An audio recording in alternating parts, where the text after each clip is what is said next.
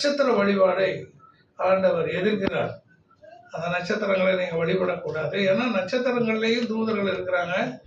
நீங்கள் அறிஞ்சோ அறியாமலேயோ சூரிய நமஸ்காரம், சந்திர வணக்கம் இல்லை நட்சத்திர வணங்கள் பண்ணும் பொழுது அதை தேவன் அப்போஸ்தலர் நடவடிக்கைகளிலே ஆண்டவர் சொல்கிறார். ரெம்பான் என்னும் நட்சத்திரத்தை அவங்க வணங்கினதை விக்கிரகாராதனையாக வேதம் சொல்லுகிறது. இன்னைக்கு அறியாத கிறிஸ்தவர் கூட அந்த வழிபாட்டை செய்து கொண்டு இருக்கிறார்கள். அறிஞ்சோ அறியாமலோ கர்த்தர் தான் அவருடைய பாவங்களை மன்னிப்பாராக.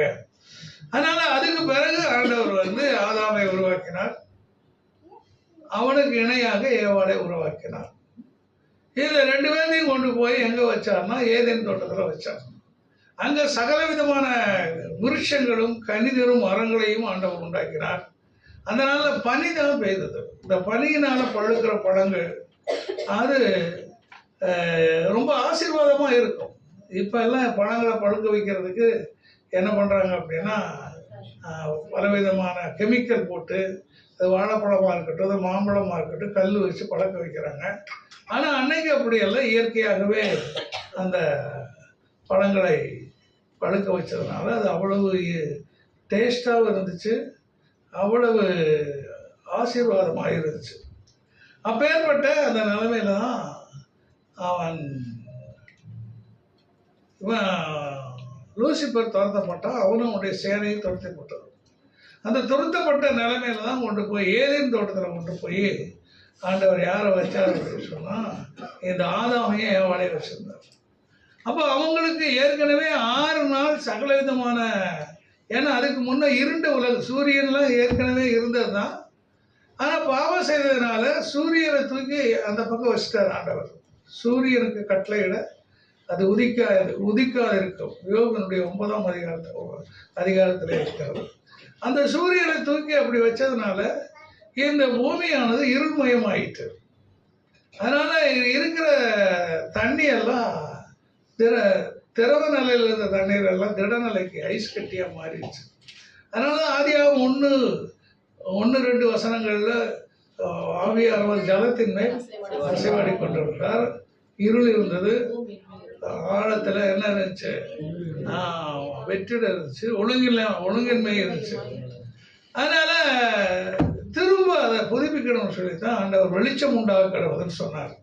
சூரியன் உண்டாக கடவுதுன்னு சொல்ல முதல் நாள் என்ன பண்ணாரு, வெளிச்சம் உண்டாக கடவுது அப்படின்னார்.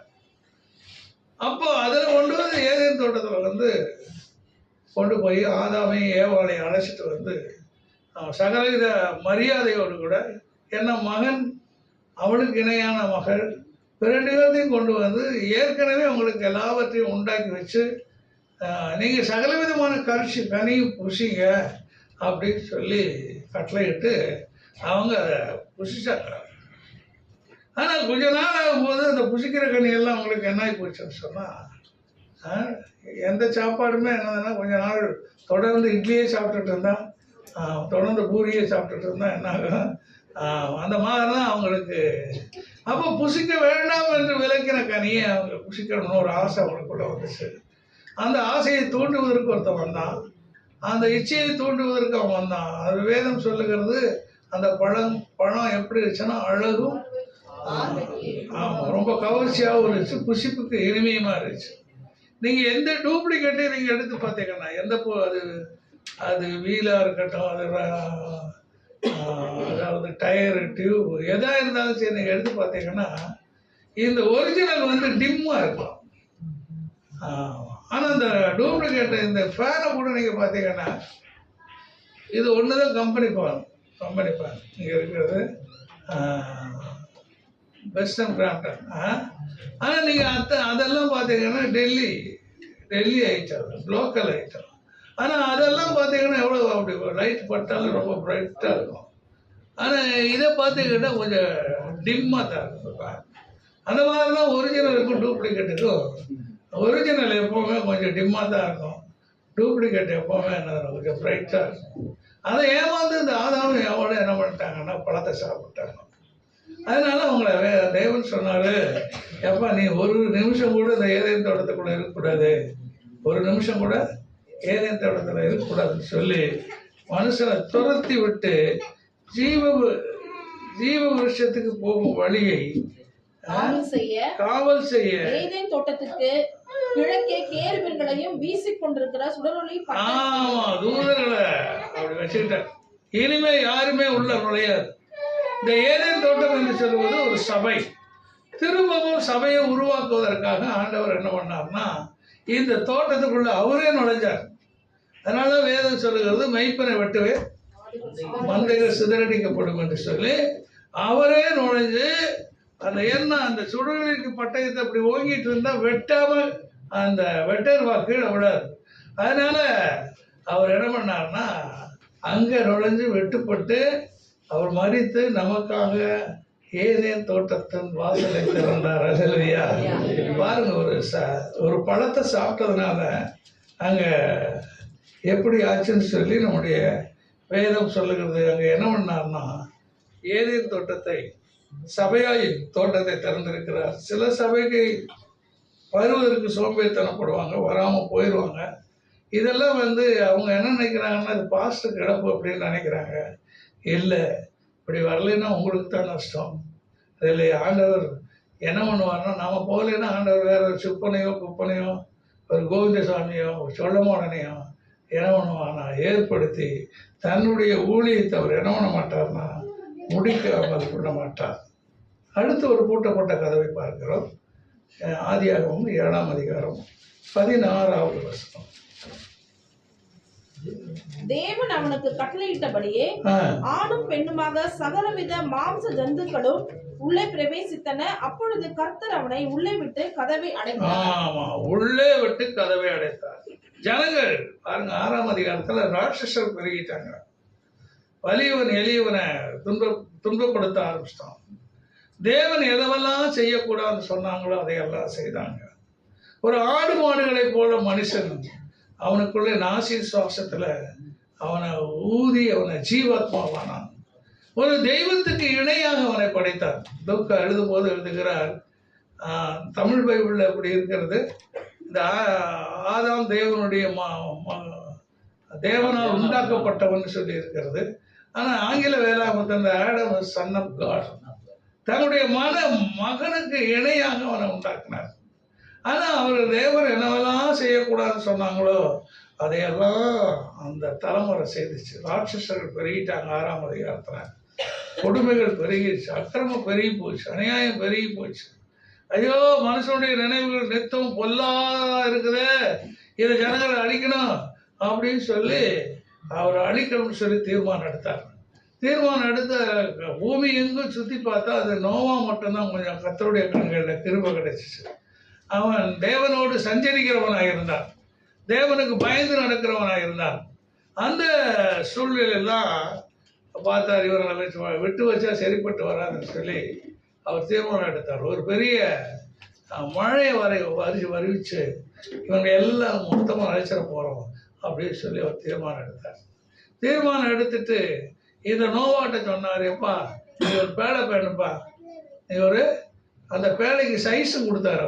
அவன் ஆண்டவர் பேழை பண்ணணும்னு மொட்டையாக விட்டுற மாட்டார். பேழைக்கு என்ன கொடுப்பாரு? சைஸு. சில பகுதியெல்லாம் படிக்கும் பொழுது ஆண்டவர் இவ்வளவு ஆச்சரியமான தேவனா நம்முடைய தேவன். நம்முடைய தனிப்பட்ட வாழ்க்கையிலும் கூட நீங்கள் ஆண்டவரோடு கூட பேசும் பொழுது ஆண்டவர் என்ன பண்ணுகிறாருன்னு சொன்னால் அவர் ஒரு கட்டளையும் கொடுக்குறாரு. அந்த கட்டளையும் கொடுத்து அதுக்கான எல்லா தேவைகளையும் ஆண்டவர் சந்திக்கிறார். இப்போ பொறுக்குப்பேட்டைக்கு போடா அப்படின்னு என்னை அனுப்புனா ஒரே ஒரு ஆள் தான் வந்தாங்க. ஆமாம், அப்போ எப்படி ஆகும் அப்படின்னு யோசித்த பொழுது இன்றைக்கு கர்த்தர் அப்படி கிரியை செய்தது 25 ஆண்டுகள் அப்படி கற்பனை பண்ணி ஆண்டவரை நோக்கி பார்க்க பொழுது இப்படியெல்லாம் நடக்கும்னு சொல்லி நம்ம யோசித்து பார்த்தோமா? இல்லை, அவர் ஒன்லி என்ன கொடுத்தாருன்னா சத்தம் தான் கொடுத்தார். ஆனால் அதுக்கு பிறகு வாங்கின எல்லா காரியங்களையும் தேவன் அதாவதுடைய காரியத்தில் அதை தான் அவர் என்ன பண்ணினார் செய்தார். அப்போ பேழைக்கு தேவையான மரம் எங்கே கிடைக்கும்? அதுக்கு தேவையான ஆணி எங்கே கிடைக்கும்? அதுக்கு தேவையான கீழ் எங்கே கிடைக்கும்னு சொல்லி அவன் யோசித்து பார்க்குற ஏற்ற வேலையில். ஏன்னா அந்த கெப்பேர் மரம்ங்கிறதான அந்த மரம் அந்த நாட்களில் இருந்துச்சு. ஒவ்வொரு சாதனமும் செய்யும் பொழுது ஆண்டவர் ஒரு மரத்தை செலக்ட் பண்ணுறார். இது ஆசரிப்பு கூடாது செய்யும் பொழுது சித்தி மரம், இப்போ பேலை செய்யும் பொழுது கெப்பேர் மரம், மறுபடியும் தேவாலயம் கட்டும் பொழுது தேவதாரு மரம், ஒலிவ மரம், இதையெல்லாம் ஆண்டவர் பயன்படுத்துகிறார். அப்போ ஒவ்வொரு காலத்துல மோசையை பயன்படுத்தினார். அந்த மரமெல்லாம் எதுக்கு அர்த்தம்னா மனுஷனுக்கு அடையாளம். ஒரு காலத்துல பயன்படுத்தினார் மோசையை. அடுத்த காலத்துக்கு வரும்பொழுது அவர் என்ன பண்ணார்னா தாவீதை பயன்படுத்தினார். அடுத்த காலத்துக்கு வரும்போது தானியேலை பயன்படுத்தினார். அப்புறம் இயேசு கிறிஸ்து வந்தார். அதுக்கு பிறகு பார்த்தா பவுல், தீமோத்தேயு, தீத்து. இந்த காலத்துல இனி அவங்க யாருமே வரப்போறதில்லை, வரவும் முடியாது. இன்னைக்கு நீங்களும் நானும் தான். நம்மளை கொண்டு ஆண்டவர் என்ன பண்ணுகிறாருன்னா ஒரு சரியான சபையை கட்டி எழுப்புவதற்கு நம்மளை ஒரு ஆடியா இல்லை ஒரு மரமா இல்லை ஒரு கீழா என்ன பண்றாருன்னா பயன்படுத்தி கொண்டு இருக்கிறார். ஒரு பொருள் இல்லாம இன்னொரு பொருள் செய்ய முடியாது. இல்லையா? எல்லாம் இருந்தா கூட தண்ணி வேணும். தண்ணி இல்லைன்னா எந்த கதையுமே நடக்காது. அதுபோல அந்த காலத்துல நம்ம என்ன பண்றாரு, நம்மளை பயன்படுத்துறாரு. அப்ப நம்ம பயன்படுத்துறதுக்கு ஒப்பு கொடுத்து நம்ம ஜெபிக்கும் பொழுது நாம மிகப்பெரிய பேழையினுடைய ஒரு ஆடியா இருக்கலாம், ஒரு முழையா இருக்கலாம். ஆண்டவர் நம்மை பயன்படுத்துகிற தேவன் நம்முடைய தேவன். இப்போ சொன்னபடி அவன் செய்து முடிச்சிட்டான். முடிச்சோடனே ஆண்டவர்கிட்ட சொல்றான், சொன்னபடி செய்துட்டேன், சரி நல்ல ஜோடு ஒரு 7, கெட்ட ஜோடு ஒரு 2, ஒன்றும் எல்லாம் உள்ள விடுனார். இவன் போய் சிங்கத்தை, புலியை, கரடியை எங்க தேடிட்டு நடக்கிறது? எல்லாமே காட்டு மிருகங்கள் தான். ஆனா என்னைக்கு பேழையை திறந்தானோ அது என்ன பண்ணிச்சு, வரிசையா எல்லா ஜீவராசியும் வந்துருச்சு. எது மட்டும் வரல? மனுஷன் மட்டும் ஒரு பாயம் வரல. நோவாவுடைய பிள்ளைங்க 3 பேரும் 3 கணவன் மனைவி 3 பேர் தான் வந்தாங்க. இருக்கிறவங்க அப்படியே சேர்த்து உள்ள கூட்டிட்டாரான்னு தெரியல. கீழ்ப்படிதல் வேதம் சொல்லுகிறது, நாரை தன் வேலை அறியும், கொக்கும் தன்னுடைய வேலை அறியும். அந்த நைசீரியா காடுகள்ல இருந்து பறந்து வருதுங்க இந்த வேடந்தாங்களுக்கு. நார் அட்லாண்டிக் மகா சமுத்திரத்தை கடக்கணும் சொன்னா கிட்டத்தட்ட 400 மைல். அது அப்படியே கீழே எங்கேயுமே லேண்ட் பண்ணவே முடியாது. அப்படியே தன்னுடைய படைத்தவரை நோக்கி அப்படியே வரும். அதுக்கு கூகுள் மேப்பு தான் காட்டுறாங்களா, எப்படி போ அப்படி போடணும், எந்த மேப்பும் கிடையாது. அவன் நமக்கு கொஞ்சம் தப்புனால என்ன பண்ணிடுறான், ரோடு தப்பிடும், மறுபடியும் சுற்றி சுற்றி வரோம். 4-5 தடவை ஒரு வீட்டுக்கு போனால் கூட எனக்கு மறுபடியும் இந்த சந்தா அந்த சந்தான்னு தெரிய மாட்டேங்குது. அப்போ அது பாருங்க, கொக்கு, நாரை, அதுகளுக்கெல்லாம் தன்னுடைய வேலை அறியுது, இடம் தெரியுது, கரெக்டாக போய் சேருது. ஆனால் நம்மளுக்கு அது விவரமே தெரிய மாட்டேங்குது. ஏன்னா நமக்கு என்ன இல்லைன்னா ஞானம் கிடையாது. அறிவு இருக்குது, அறிவு நிறைய இருக்குது, ஆனால் என்ன கிடையாது, ஞானம் கிடையாது. எறும்பு பாருங்க, அது ஆண்டவர் சொல்லுவோம், அந்த வசனம் சொல்லும்போது சொல்லுவார், தலைவனும் ஒரு தலைவனும் எவனுமே கிடையாது. ஆனா அது எல்லாமே அப்படி வரிசையா போகும், இறை எடுக்கிறது கரெக்டா போகும். இப்போ மழை நிறைய எறும்பு வருதுன்னு சொன்னாலும் நீங்க நல்லா நினைச்சுக்கிறீங்க, சீக்கிரம் பஞ்சம் வரப்போகுதுன்னு அர்த்தம். எறும்பு தன்னுடைய ஆகாரத்தை சேர்த்து வைக்குது, புளிகள் எறும்பு புளிகளை சேர்த்து வைக்குதுன்னா அதுக்கு தெரியும் சீக்கிரமா என்ன வரப்போகுது, உணவு கொஞ்சம் வரப்போகுது, அதனால அது ஆயத்தமாகுது.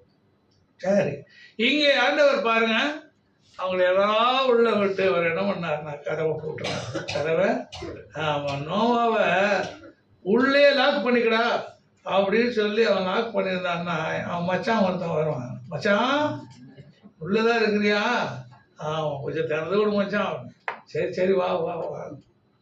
ஆனா கர்த்தர் வாசலை அடைச்சாருன்னா ஒருவரால் என்ன பண்ண முடியாது, திறக்க முடியாது. அல்லேலூயா. அதுக்கு பிறகு ஆணி போட்டவன், வேலை செஞ்சவன், அவனுக்கு வந்தவன், இவனுக்கு வந்தவன், எல்லாருமே வந்திருப்பாங்க. ஆனா யாரும் உள்ள விடலை. ஏன்னா வாசலை அடைச்சது யாருன்னா மத்திய எழுதின சுவிசேஷம் 25ஆம் அதிகாரம் 10வது வசனம்.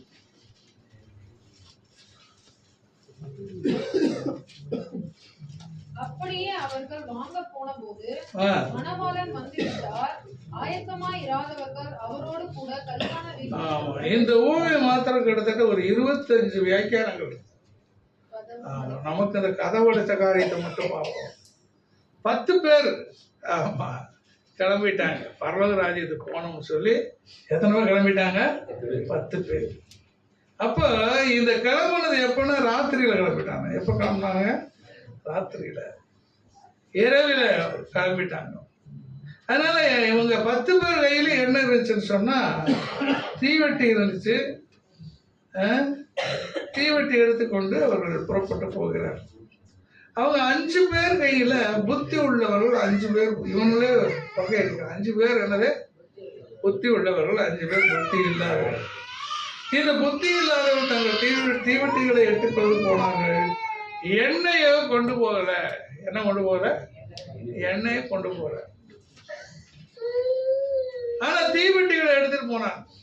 அந்த தீவெட்டிகள் எப்படின்னா எண்ணெய் அப்படின்னா, அப்போ நீங்க இந்த காலத்துல இந்த பந்தங்களை பார்க்கல, எல்லாமே பெட்ரமாக்ஸ் ஆகிட்டு தலையில் தூக்கிட்டு போறாங்க. இந்த ஒரு பாத்திரத்துல எண்ணெய் எடுத்துக்குவாங்க. அது அடையும் போதுன்னு சொன்னா அப்படி அந்த முக்கி எடுத்துக்குவாங்க. பந்தங்கள் பிடித்து கொண்டு போனாங்க. அப்ப இவங்க என்ன நினைச்சாங்கன்னா, போனோடனே வந்துருவார் அவரு, போனவரு வந்துருவார் அப்படின்ட்டு. எதுக்குப்பா எண்ணெய்? அப்போ அந்த நேரத்துல லெஸ் வெயிட், நம்ம ட்ரெயின்ல எல்லாம் எழுதி போட்டிருப்பாங்க, என்னது less weight happy enjoy journey. ஆமா, சில ஆளும் பார்த்தா மூட்டை முடிச்சு வீட்டே தூக்கிட்டு போவாங்க. ஆமா, அங்க போனா தான் தெரியும் என்னதுன்னு. ஆனா சில ஆட்கள் எதுக்கு அதெல்லாம் போயிட்டாங்க, போன வரை பார்த்துக்கலாம். இப்ப இத 10 பேர் போன இடத்துல அவர் வர தாமதிக்கிறார். உடனே கொஞ்சம் ரெஸ்ட் எடுத்துடுறாங்க. ரெஸ்ட் எடுத்துக்கிட்டு மறுபடியும் ஏதோ மணவாளன் வந்து விட்டார் அப்படிங்கிற ஒரு சத்தம் வருது. ஏன்னா கண்டிப்பா விளக்கு வெளிச்சம் இல்லைன்னா அவனை உள்ள விட மாட்டான். அதுதான் ஒரு அடையாளம். தீவெட்டிகளை பிடித்து 10 பேரும் அந்த தீவெட்டிகளுக்கு மறுபடியும் நெருப்பு போட்டு பொழுது 5 மட்டும்தான் எரியுது. ஏன்னா அவன் கையில என்ன வச்சிருக்கான்? எண்ணெய். அந்த எண்ணெய்னா சில ஆட்கள் பரிசுத்தாவியானவர்னு சொல்லுவாங்க. ஆனா இங்கே வேதம் சொல்லுகிறது பாருங்க, நீங்க போய் உங்க எண்ணெயை எங்க போய் வாங்கிக்கங்க? காசுக்காரத்துல போய் வாங்கி.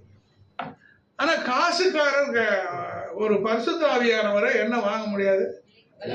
எங்க போய் வாங்க முடியாது? அங்க போய் வாங்க முடியாது. பரிசுத்தாவியானவர் ஒரு அப்போஸ்தலர் நடவடிக்கைகள்ல ஒருத்தன் நம்ம பேதுரு வந்து கை வச்சு ஜெபம் பண்றாரு. ஜெபம் பண்ணோன்னா அபிஷேகம் பெற்றுக் கொடுக்குறான். அந்த மந்திரவாதி அவன்கிட்ட கேட்கறான், எனக்கு இந்த வர வேணும், நான் யார் தலையில கை வைக்கிறேனோ அவனுக்கெல்லாம் என்ன நான் வேணா பணம் தான்.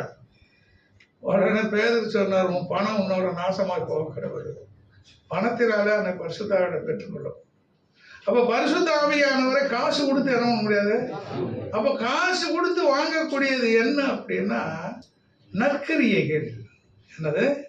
நாம செய்யற நற்கிரிகள் பூமிக்குரிய சில அன்னதானம் பண்றீங்க, கண்தானம் பண்றீங்க, இல்ல படிக்கிற பிள்ளைகளுக்கு உதவி செய்யறீங்க, காது கேளாதவருக்கு உணவு கொடுக்குறீங்க. இதெல்லாம் எது வரைக்கும் வரும்னா அந்த பூமியோட முடிஞ்சு போயிடும்.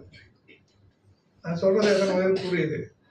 நீங்க பூமிக்குரிய நன்மைகளை இயேசு இல்லாம நீங்க என்ன நன்மை செஞ்சாலும் அவனுக்கு கதவு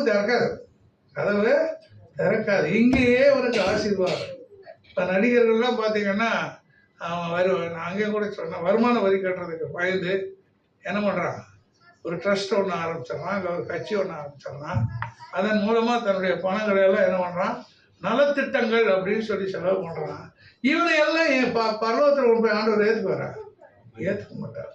அதனால 10 பேரும் போற பரலோகத்துக்கு போகும் பொழுது அங்கே ஆண்டவர் என்ன பண்ணுகிறாருன்னா கதவை அப்படியே அவர்கள் வாங்க போன பொழுது மணவாளன் வந்து விட்டார். ஆயத்தமாக இருந்தவர்கள் அவரோட கூட கல்யாண வீட்டுக்குள் பிரவேசித்தார்கள். கதவு என்ன பண்ணுச்சு? அடைக்கப்பட்டது. கதவு அடைக்கப்பட்டது. இப்ப 5 பேர் கடந்து தட்டுறாங்க, கதவை தரங்க, கதவை. உடனே ஆண்டவர் சொல்றார், உங்களை நான் அறியே அப்படின்னு சொல்லி அவங்களை என்ன பண்ணிடுறாங்கன்னா துரத்தி விட்டுறாங்க. அதனால ஆண்டவருடைய பிள்ளைகளாக நாம் ஜாக்கிரதை உள்ளவர்களா இருக்கணும். கதவு அடைப்படுவதற்கு முன்னே ஆண்டவருக்குள்ள போயிடணும். ஏன்னா ஆண்டவர் எப்ப கதவு, ஏன்னா அவர் சொல்லிட்டாரு, நான் வருகிற வேலையை என்ன எனக்கு தெரியல, எப்ப வருவேன்னு தெரியல. அதனால நம்ம எப்படி இருக்கணும்னா ஜாக்கிரதையா இருக்கணும். எப்படி இருக்கணும்? ஜாக்கிரதையா இருக்கணும். ஜாக்கிரதையா இருக்கும் பொழுது மட்டும்தான் ஆண்டவர் அல்லேலூயா நாம் அஜாக்கிரதையா இருந்தோம் என்று சொன்னால் நம்ம என்ன ஆகும் அப்படின்னு சொன்னா கைவிடப்பட்டவர்களாய் காணப்படுவோம். நமக்கு முன்னாடி என்ன ஆயிரும்? கதவை அடைச்சிருவாங்க. 2 ராஜாக்களுடைய புஸ்தகம் 4ஆம் அதிகாரம் 21வது வசனம். அப்பொழுது அவள் ஏறி போய் அவனை தேவனுடைய மனுஷன் கட்டிலின் மேல் வைத்து அவன் வைக்கப்பட்ட அறையின் கதவை பூட்டிக் கொண்டு போய். இங்க பாருங்க, சுனேமுரியாள் என்கிறதான ஒரு சகோதரியை குறித்து நான் பார்க்கிறோம். இந்த சகோதரியை குறித்து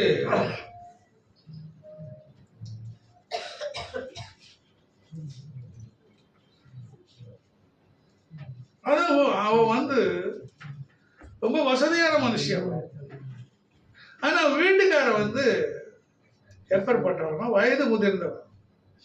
ஒருவேளை அவன் தெரிஞ்சேதான் கல்யாணம் பண்ணா, இந்த மனுஷனை கல்யாணம் பண்ணா என்ன பிறக்காது, குழந்தை பிறக்காது அப்படின்னு சொல்லி தெரிஞ்சு, ஒருவேளை அது கஷ்டப்பட்ட பொண்ணா இருக்கும். அதனால ஒரு பணக்கார வயதானவரை கல்யாணம் பண்றது, நமக்கு என்ன வேணும், சோறு சேலை இது 2 இருந்தா போதும் அப்படின்னு சொல்லி அந்த அம்மா அந்த மனுஷனை கல்யாணம் பண்ணிட்டாங்க. அப்படி இருக்கும் பொழுது ஆனா ஒரு பக்தி உள்ள ஒரு சகோதரி. அப்ப அந்த ஊர்ல ஒரு தேவனுடைய மனுஷன் அந்த ஊருக்கு வரார். வரும்போது அந்த தீர்க்கதரிசிகள் எப்பொழுதுமே அப்படி போய் ஊழியக்காரர்கள் அப்படி ஊர் போய் சுத்தி பார்ப்பாங்க. நானும் கூட எந்த ஊருக்கு கிராம ஊழியர்களுக்கு போனோம்னா இல்லை கன்வென்ஷனுக்கு போனோம்னா முதல்ல அந்த ஊரை ஒரு ரவுண்டு சுற்றி அந்த ஊருக்காக ஜெபம் பண்ணிட்டு அப்புறம் தான் அடுத்து செய்தி கொடுக்கறதுக்கு வருவேன் நான். அந்த மாதிரி தான் இந்த இருந்தான் அந்த எலிசா தீர்க்கதரிசி. அந்த சூனேமர் என்கிற ஊருக்கு வரும் பொழுது 8வது வருஷம் பாருங்க, பின்பு ஒரு நாள் எலிசா சூனேமருக்கு போயிருக்கும் போது அங்கே இருந்த கனம் பொருந்திய ஒரு ஸ்திரீ அவனை போஜனம் பண்ண வருந்தி கேட்டுக்கொண்டாள். அப்படியே அவன் பயணப்பட்டு வருகிற போதெல்லாம் போஜனம் பண்ணும்படி அங்கே வந்து இந்த ஊழியக்காரனுக்கு உதவி செய்ய வேண்டும், ஊழியக்காரனுக்கு உணவு கொடுக்க வேண்டும் என்கிறதான ஒரு ஆசை அந்த சகோதரிக்கு இருந்தது. அதனால எப்பமெல்லாம் அந்த ஊருக்குள்ள வர்றாரோ, நீங்க எங்க வீட்டுல என்ன பண்ணணும், சாப்பிட்டு தான் போகணும்.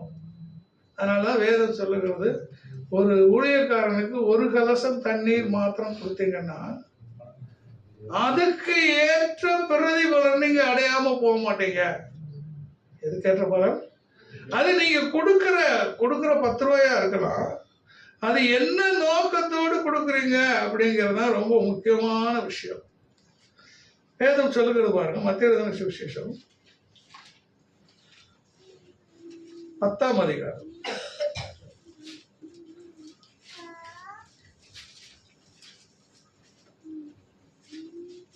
சீஷன் எனும் நாமத்தில் இந்த சிறியரில் ஒருவனுக்கு 1 கலசம் தண்ணீர் மாத்திரம் குடிக்க கொடுக்கிறவனும் தன் பலனை அடையாமல் போகான் என்று மெய்யாகவே ஒரு சீஷன் என்கிற நாமத்தின் நிமித்தம் நீங்க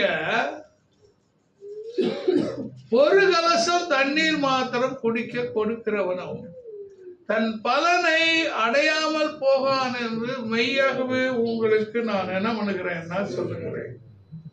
அப்ப அதை கொடுக்கறது நீங்க எப்படி நினைச்சு கொடுக்குறீங்க அப்படின்னு சொல்றது ரொம்ப கவனமா இருக்க வேண்டும். நல்ல நிலத்துல விதைச்சாதான் நீங்க அறுவடை செய்ய முடியும். வேதம் சொல்லுகிறது பாருங்க, இப்ப 40வது வசனத்திலிருந்து உங்களை ஏற்றுக்கொள்ளுகிறவன் என்னை ஏற்றுக்கொள்ளுகிறவன் என்னை அனுப்பினவரை ஏற்றுக்கொள்ளுகிறான். நீங்க கிராமத்துக்குள்ள போறீங்க, ஊழியம் பண்றீங்க, நீங்க அவங்க எதோ ஐயோ பாவம் ஏதோ பஞ்சம் பரதேசி வந்துட்டான் அவனுக்கு ஏதாவது உணவு கொடுக்கணும்னு சொல்லி அந்த மாதிரி கொடுத்தீங்கன்னா அதுக்கேற்ற ஒரு சிம்பிள் ரிசல்ட் தான் கிடைக்கும். ஆனா அவனை எப்படி ஏற்றுக்கொள்ள வேண்டும் என்று சொன்னால் தீர்க்கதரிசி என்னும் நாமத்து நிமித்தம் தீர்க்கதரிசியை ஏற்றுக்கொள்ளுகிறவன் தீர்க்கதரிசிக்கு ஏற்ற பலனை அடையார். நீதிமான் என்னும் நாமத்து நிமித்தம் நீதிமானை ஏற்றுக்கொள்ளுகிறவன் அதற்கு ஏற்ற பலனை அடையார். சீஷன் என்னும் நாமத்து நிமித்தம் இந்த சிறியரில் ஒருவனுக்கு ஒரு கலசம் தண்ணீர் மாத்திரம். பாருங்க கேட்டகரி எப்படியெல்லாம் வைக்கிறார். ஒன்னு சீஷன், இன்னொன்னு நீதிமான், இன்னொன்னு நீங்க கொடுக்குற 10 ரூபாயா தான் இருக்கும். எப்படி நீங்க கொடுக்குற 10 ரூபாயா தான் இருக்கும். ஆனா நீங்க எப்படி நினைச்சுக்கோப்பா அவ வந்துட்டாங்க, சரி கையை வேற நீட்டிட்டான் அப்படின்னு சொன்னா இருக்கிற 10 ரூபாயும் காணாம போயிடும். ரெண்டு 10 ரூபா வச்சிருக்கேன்னு வச்சுங்க, ஒரு 10 ரூபா அவ்வளோ கொடுக்குறீங்க. இப்படி ஏதாவது உன் மனசை நினச்சிட்டே கொடுத்தீங்கன்னா கொஞ்ச நேரத்தில் என்னுடைய அனுபவத்தை நான் சொல்கிறேன், கொஞ்ச நேரத்தில் அந்த 10 ரூபா காணாம போயிடும் இருக்கிற 10. அப்போ நஷ்ட கணக்கில் வரக்கூடாது. அதனால நம்ம கொடுப்பது ஒரு மேன்மையாக கொடுக்கணும், மேன்மையாக கொடுக்கணும், அது ஆசீர்வாதமாக கொடுக்கணும். இவனுக்கு கொடுக்கறதுக்கு ஏற்ற பிரதிபலனை கிடைச்சே அப்படின்னு சொல்லி கொடுக்கணும். ஆக இந்த அம்மா உணவு கொடுத்துருக்குறாங்க. அப்புறம் உணவு கொடுத்தது மாத்திரமில்ல, எப்பமெல்லாம் வாராரோ அப்பமெல்லாம் என்னது உணவு கொடுத்தாங்க. அதுக்கடுத்து அவள் புருஷன் சொல்றா, 9வது வசனம், அவள் தன் புருஷனை நோக்கி, இதோ நம்மிடத்தில் எப்போதும் வந்து போகிற தேவனுடைய மனுஷனாகி இவர் பரிசுத்தவான் என்று காண்கிறேன். பாருங்க அவங்க எந்த நிலைமையில உபசரிச்சார் என்று சொல்லி பார்க்கிறோம். அந்த காலத்துல லாட்ஜு இதெல்லாம் இருந்திருக்காது. ஆனா அந்த நேரத்துல அவளை உபசரித்து பரிசுத்தவான் என்று காண்கிறேன். நாம் மெத்தையின் மேல் ஒரு சிறிய அறையை கட்டி அதில் அவருக்கு ஒரு கட்டிலையும் ஒரு மேஜையும் ஒரு நாற்காலியையும் ஒரு குத்து விளக்கை வைப்போம், அவர் நம்மிடத்தில் வரும்போது அங்கே தங்கலாம். பாருங்க, இருக்கிற வீட்டுல தங்க வைக்கிறதே ரொம்ப கஷ்டம். இருக்கிற வீட்டுல ராத்திரி தங்கிட்டு போட்டுமா அப்படின்னு சொன்னா அதே எப்படிங்க அப்படின்னு யோசிப்போம். ஆனா இந்த அம்மா புதுசா ஒரு ரூம் ஒண்ணு கட்டி அதுல என்னது எப்போது வந்து போகிற தேவனுடைய மனுஷன் இவர் யாரு பரிசுத்தவான் என்று காண்கிறேன். மெத்தையின் மேல் ஒரு சிறிய அறையை கட்டி அதில் அவருக்கு கட்டளையும் போட்டு மேஜையை நாற்காலியும். ஒரு நாள் அவள் அங்கே வந்து அந்த அறை வீட்டிலே தங்கி அங்கே படுத்து கொண்டிருந்தான். அவன் தன் வேலைக்காரனாய கேயாசை நோக்கி, இந்த சுனேமியாவை அழைத்து கொண்டு வா என்றான். அவன் அழைத்து கொண்டு வந்தான். அவனுக்கு முன்பாக நின்றாள். அவள் கேயாசை பார்த்து, இதோ இப்படிப்பட்ட சகல சலக்கரணையும் எங்களுக்கு விசாரித்து தருகிறாயே, உனக்கு நான் என்ன செய்ய வேண்டும்? அப்போ உதவி செய்கிறவங்க பிரதிபலன் எதிர்பாராம உதவி செய்யணும். அதனால ஆண்டவர் சொன்னாரு, விருது கிடைக்கும் போது சொந்த பத்தியத்தையெல்லாம் என்ன பண்ணாத, அழைக்காத. அவன் நீ விருது வச்சேன்னா, நீ முட்டையோட பிரியாணி போட்டா அவன் சிக்கன் 65 என்ன பண்ணுவான், விருது வைப்பான். விருதுக்கு விருது என்ன பண்ணி போச்சு, முடிஞ்சு போச்சு, சரியாயி போச்சு. அதனால நீ என்ன ஒண்ணு, கஷ்டப்பட்ட மக்களை, உணவுக்கு கஷ்டப்படுகிற மக்களை இப்ப அந்த மாதிரி காரியங்களை நிறைய பேர் நல்லா செய்யறாங்க. பிளாட்ஃபார்ம்ல இருக்கிறவங்களுக்கெல்லாம் சோறு மூடி கொடுக்குறாங்க. நாய்களுக்கு சோறு கொடுப்பேன். நாய் சோறு திங்கிதானே எனக்கு டவுட்டு. எல்லாம் பிஸ்கட் தின்னி பழகிடுச்சு. இப்ப ஏதாவது உனக்கு ஹெல்ப் வேணுமா, நீ எதுக்காக சொன்னா அவ சொல்ற வார்த்தை எனக்கு ரொம்ப பிடிச்சிருந்துச்சு. பேசுவாங்க கடைசி, அதற்கு அவள், என் ஜனத்தின் நடுவே நான் என்னவா இருக்கிறேன், நாம் செய்கிற உதவி பிரதிபலன் பார்க்காத ஒரு உதவியா இருக்கணும்.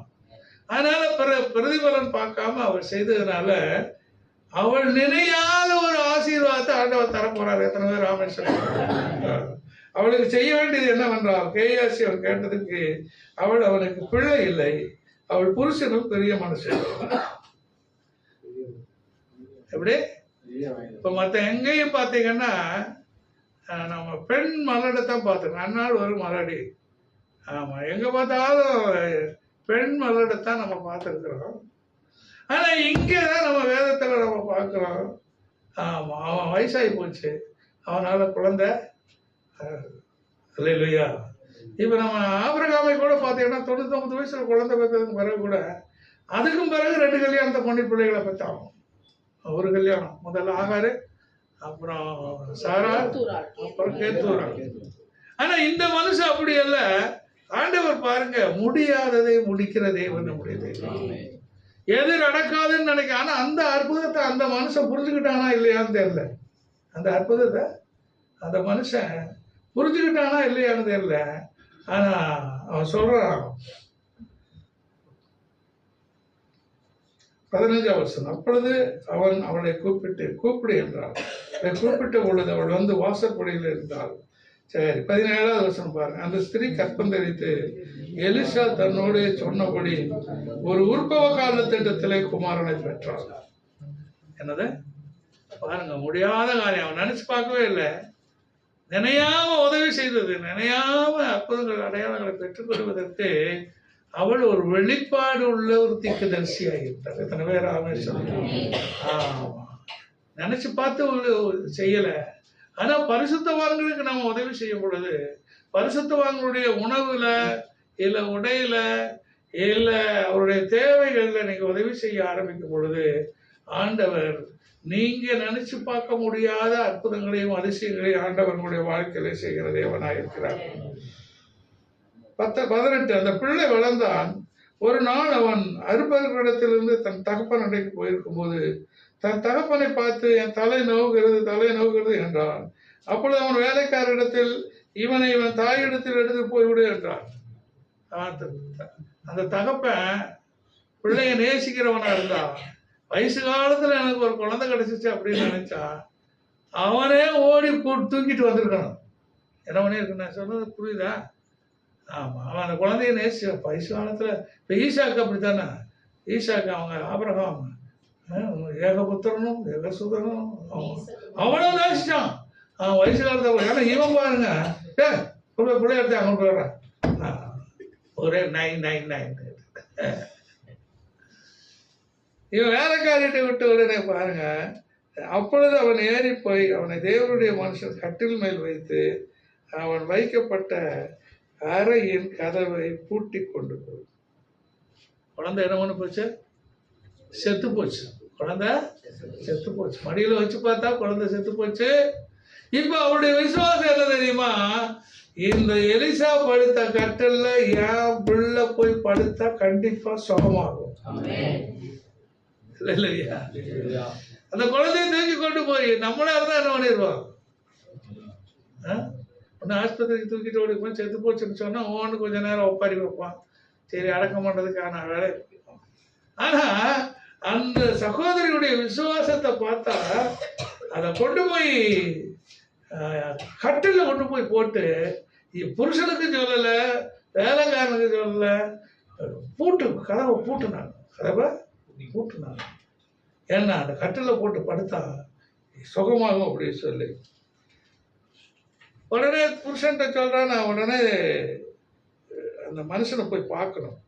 அப்பொழுது அவள் ஏறி போய் அவனை தேவனுடைய மனுஷன் கட்டில் மேல் வைத்து அவன் வைக்கப்பட்ட அறையின் கதவை பூட்டி கொண்டு போய் தன் புருஷனிடத்தில் ஆள் அனுப்பி, நான் சீக்கிரமா தேவனுடைய மனுஷன் இருக்கும் இடத்துக்கு போகிறேன் என்று சொல்லி அவன் என்ன பண்றான்னா போறான். 30வது வசனம் பாருங்க. பிள்ளையின் தாயோ, நான் உண்மை என்ன விடுகிறது என்னை கர்த்தரின் ஜீவனையும் உம்முடைய ஜீவனையும் கொண்டு சொல்லுகிறேன் என்றான். பாருங்க அந்த அம்மாவுடைய விசுவாசம். அதாவது எப்படி ஈசாக்கு பிறக்கும் பொழுது அவர் சொன்னானோ அதே மாதிரி அவன் ஈசாக்கு கொல்ல சொல்லும் போது அவன் சொன்னான், அவனாவது செத்தா கூட பிழைக்கும்னு சொல்லி கொண்டு போய் பலிசெலுத்த கொண்டு போனான். யாரு? ஆபிரகாம். ஆனா இங்க பிள்ளை செத்தே போச்சு.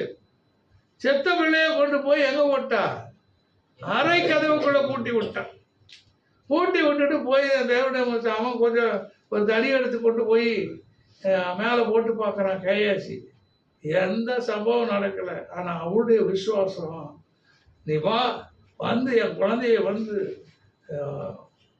அப்படின்னு சொல்லி அவர் என்ன பண்றான்னா, எலிசா வீட்டுக்குள்ளே வந்த பொழுது அந்த பிள்ளை கட்டின் மேல் என்ன பண்ணினா செத்து கிடந்தான். 32ஆம் வருஷம் செத்து கிடந்தான். உள்ளே போய் தங்கள் இருவரும் பின்னாக அந்த கதவை பூட்டினாள். மறுபடியும் கதவை பூட்டினான். அவனை மறுபடியும் என்ன பண்ணா, கதவை பூட்டி அவன் என்ன பண்ணா, ஜெபிக்க ஆரம்பித்தான். அல்லேலூயா. கிட்ட போய் வாய் மேல், பிள்ளை வாயின் மேலும் தன் கண்கள், அந்த கண்களின் மேலும் தன் உள்ளங்கையின் மேலும் படும்படியாக அவன் மேல் அப்படியே படுத்து கிடந்தான். நான் கூட அப்படி செய்திருக்கேன். சிக்கன் குனியா ஒரு மனுஷனுக்கு, நம்ம சபையை சார்ந்தவருக்கு தான், போய் ஜெபம்னா கொதிக்குது சும்மா. ஆண்டவர் சொன்னார் குப்புறப்பட அப்படின்னா, உடனே படுத்தோம். கொஞ்ச நேரத்தில் ஜுரம் விட்டு போச்சு, ஒரு அல்ல சொல்லுவோம். அப்போ அந்த நேரத்தில் ஆண்டவர் நம்மோடு கூட சில விஷயங்களை செய்ய பேசுறாரு. இப்படி பேசு, இப்படி செய் அப்படின்னு சொல்லி கர்த்தர் நல்லவர். அதே மாதிரிதான் இவன் எலிசா 35 பாரு. அவன் எழுந்து அரை வீட்டிற்குள்ளே இங்கும் அங்கும் உலாவி திரும்ப கிட்ட போய் அவர்களை குப்புறப்படுத்தான். அப்பொழுது அந்த பிள்ளை 7 தரம் துன்பி கண்களை திறந்தான். பாருங்க அந்த சகோதரருடைய விசுவாசம். பூட்டின வீட்டுக்குள்ள கர்த்தர் என்ன பண்ணினார். ஏசாயாவின் புஸ்தகம் 22ஆம் அதிகாரம் 22வது வசனம்.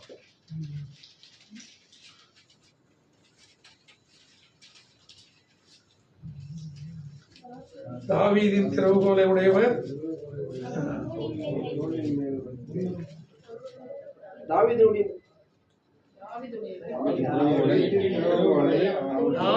வீட்டின் திறவுகோலை உடையவர், தோளின் மேல் வைப்பேன்,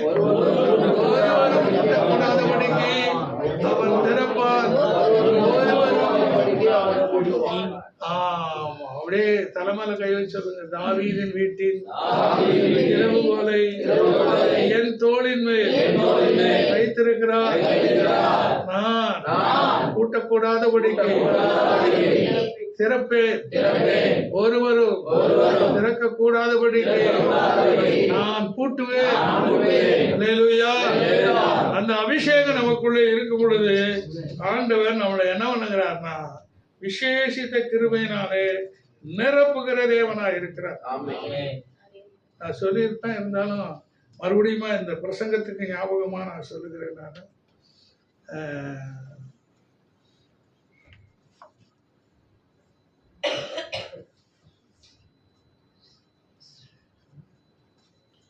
1974 மோரிஷெல்லோ என்று சொல்லுகிறான கர்த்தருடைய தாசன் பிபி காலில் வந்து பேசுறதுக்காக சென்ட்ரல் பக்கத்தில் பிபி கால் செய்தி கொடுக்க வந்திருந்தார்.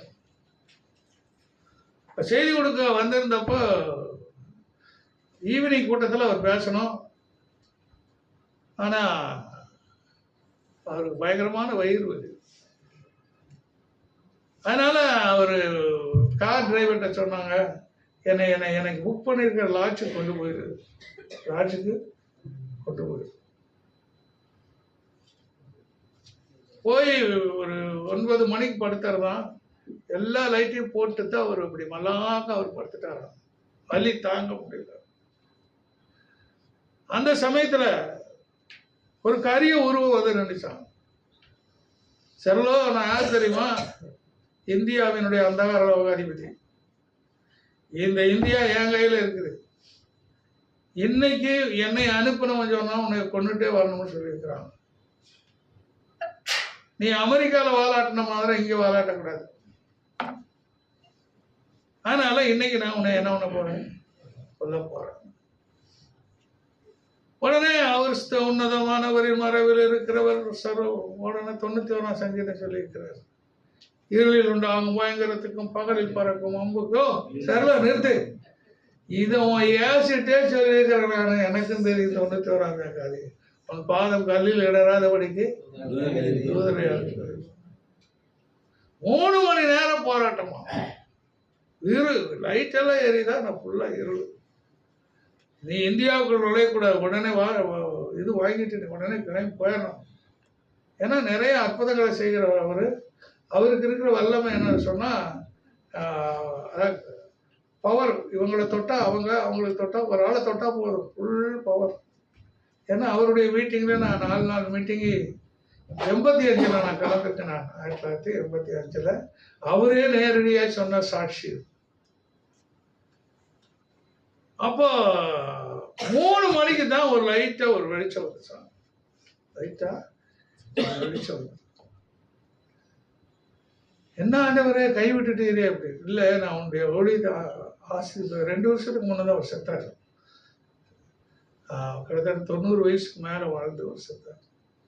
இப்போ அவர் சொன்னாரா, நீ கையை நீட்டு, பரலோகத்தின் திறவுகள் நான் உனக்கு தருவேன், அநேக ராஜ்யங்களுக்கு நீ போவ. அன்னைக்கு அந்த மீட்டிங்ல 2000 பேர் இருந்தோம். அந்த செமினார்ல, உங்க கையை நீட்டுங்க, நான் அதே சாவியை உங்களுக்கு கொடுக்க போறேன், அதே சாவியை கொடுக்க போறேன்.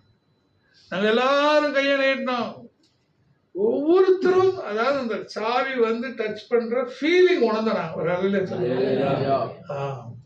பரலோக ராஜ்யத்தின் திறவுகோல்களை நான் உனக்கு தருகிறேன், நீ பூட்டக்கூடாதபடிக்கு திறக்கிறவர்கள் திறக்கக்கூடாதவர்கள் பூட்டுகிறமாகிய தாவீதின் திறவுகோலை உங்களுக்கு தருகிறேன் அப்படின்னு அவர் அன்றைக்கு.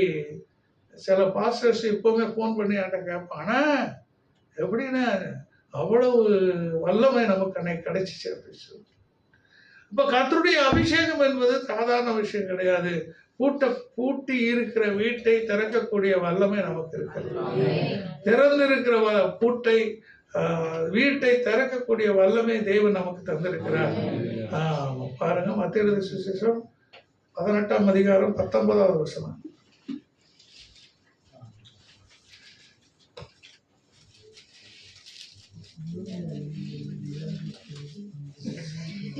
16:19.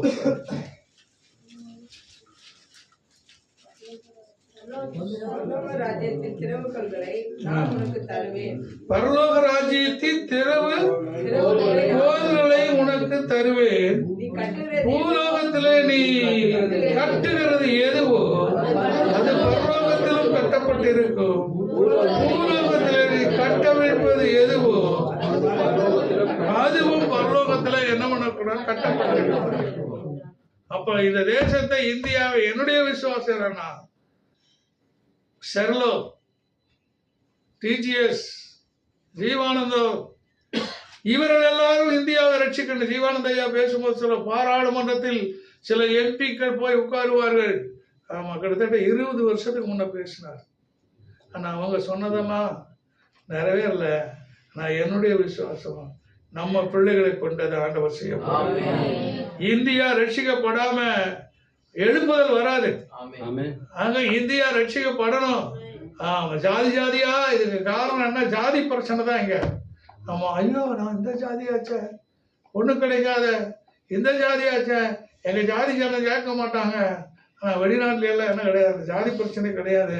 ஜனங்கள் கூட்டம் கூட்டமா ரசிக்கப்படுறாங்க. பிள்ளைகிரகம் கூட்டத்துல எல்லாம் ஒரு அற்புதம் கூட நடக்காது. 1.5 லட்சம் பேர் கொண்டாங்கன்னா 50,000 60,000 அழுது ஒப்பு கொடுப்பாங்க. அதே நிலைமை கண்டிப்பா இந்தியாவில் வரும்.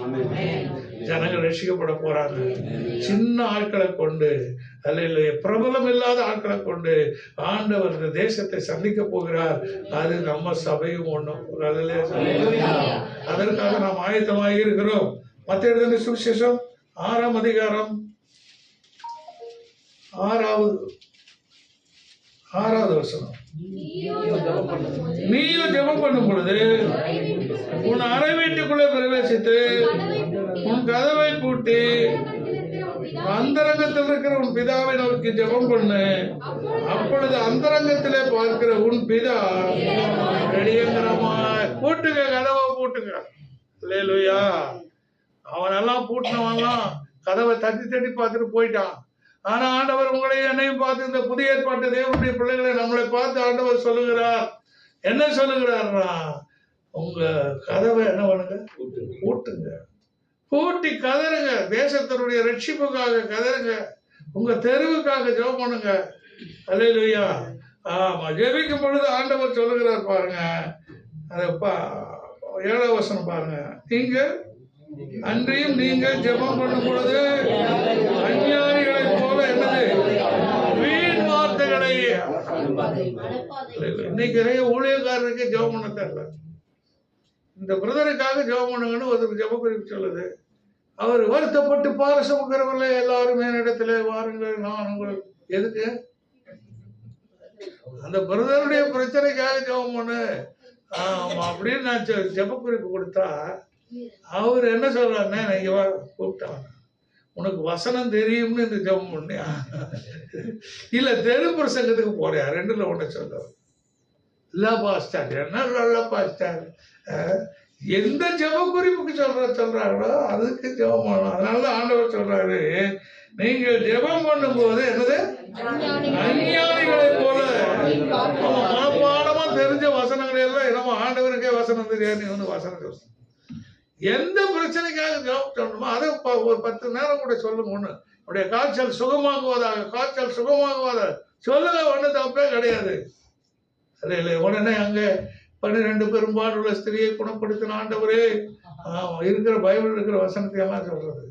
அதனால ஆண்டவர் எவ்வளவு நீங்கள் ஜெபம் பண்ணும் போது அஞ்ஞானிகளை போல நீங்க என்ன பண்ணாதீங்க, வீண் வார்த்தைகளை என்ன பண்ணாதீங்க.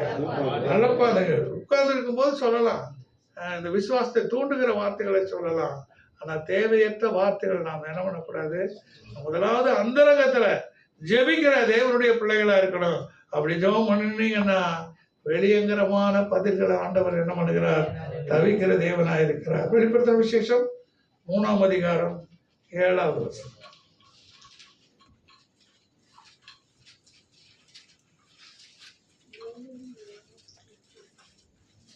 பிலதெல்பியா சபையின் தூதனுக்கு நீ எழுத வேண்டியது என்னவெனில், பரிசுத்தம் உள்ளவரும் சத்தியம் உள்ளவரும் தாவீதின் திறவுகோலை உடையவரும் ஒருவரும் பூட்டக்கூடாதபடிக்கு திறக்கிறவரும் ஒருவரும் திறக்கக்கூடாதபடிக்கு பூட்டுகிறவருமாய் இருக்கிறவர் சொல்லுகிறதாவது. பாருங்க, அதே வல்லமையத்தை ஆண்டவர் வந்து அதே வல்லமைய தேவன் நமக்கு தருகிறார். இத்தனை பேர் ஆமே சொல்லுங்க, அவருக்கு என்ன வல்லமை இருக்கு. அதனால ஆண்டவர் சொன்னாரு, நான் செய்யற கிரியை செய்வேன், இவைகளை பார்க்கல என்னது பெரிதான காரியங்களை செய்வாய். அப்ப எப்பன்னா நாம் அந்தரங்கத்துல இருக்கிற அந்த பிதாவை நோக்கி நாம் வேண்டிக் கொள்ளும் பொழுது நம் மூலமாய் ஆண்டவர் வெளியங்கரமான காரியங்களை செய்கிற தேவனாய் இருக்கிறார். நாங்க ஒரு 2வது செவ்வாய்க்கிழமையும் இந்த இடத்துல ஒரு 12 ஊழியக்காரர்கள் சேர்ந்து ஜெபம் பண்றோம். அப்போ போன வாரத்துல 8ஆம் தேதி அங்க ஒரு பல மாவட்டங்கள்ல இருந்து ஊழியக்காரர் வந்திருந்தாங்க. ஒரே சாட்சி மட்டும்தான். இப்போ 50 மணி நேரம் அவங்க ஜெபம் பண்றாங்க. எத்தனை மணி நேரம்? நாங்க 3 மணி நேரம் தான் ஜெபம் பண்றோம். அவங்க 50 மணி நேரம் ஜெபம் பண்ணி அதனால என்னென்ன அற்புதங்கள் நடந்துச்சு அப்படின்னு சொல்லி அவங்க சாட்சியா அறிவிச்சாங்க. எனக்கு ஒரு சான்ஸ் கிடைச்சது. அதனால நான் சொன்னேன், 3 மணி நேரம் நாங்க ஜெபிச்சதுனால என்னவெல்லாம் அற்புதம் நடந்துச்சு. நாங்க மற்ற காரியங்களுக்காக ஜெபிக்கிறதில்ல, அரசியல் மாற்றங்களுக்காக தான் நாங்கள் ஜெபிக்கிறோம். என்னது கூட்டணிகளை உருவாக்குறது, இவன் ரெட் அலர்ட்டாக இருந்தால் அதை உடைக்கிறது, கால சூழ்நிலை மாற்றங்களை மாத்துறது. இந்த பிரியங்கா அரசியலுக்கே இல்லை, ஆனால் நாங்கள் பிரியங்கா அரசியலுக்கு வரணும்னு ஜெபம் பண்ணோம். அதுக்கு பிறகு பொதுச் செயலாளர் வந்தாங்க. அப்புறம் எம்பிக்கு அவங்க நிற்கணும்னு ஜெபம் பண்ணோம். எம்பிக்கு வந்திருக்காங்க. ஒரு அதிலே சொல்லலாம் பார்ப்போம். இப்படி அரசியல் மாற்றங்களுக்கு நிறைய காரியங்களுக்காக நான் ஜெபம் பண்ணியிருக்கோம். அதையெல்லாம் அவங்களுக்கு சொன்ன உடனே எல்லாரும் என்னை வந்து கட்டிப்பிடிக்க ஆரம்பித்தாங்க. உங்க தரிசனம் தாங்க சரியான தரிசனம். 3 மணி நேரம், அவங்க 50 மணி நேரம் ஜெபம் பண்ணவங்க, நாங்கள் 3 மணி நேரம் ஜெபம் பண்ணோம். நிறைய காரியங்களை ஆண்டவர் ஜெயத்தை கொடுத்தார். இப்போ நாங்கள் அந்த ஃபேஸ்புக்கில் போடுறதோ இல்லை அந்த ஃபோட்டோ எடுத்து போடுறதோ அந்த வேலையே இருக்கு. அது ஒரு கண்டிஷன் கொடுத்துருக்கேன் நான்.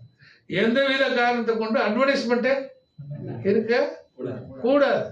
ஆனால் அட்வர்டைஸ்மெண்ட் இல்லாத அது இப்போ வெளியங்கரமாய் எல்லாரும் நாங்களும் இனிமேல் அப்படி பண்ணுவோம் அப்படின்னு சொல்லுகிற அளவுக்கு தேவன் என்ன நினைக்கிறார்னா, அவருடைய இருதயங்களை தொட்டு இருக்கிறார்.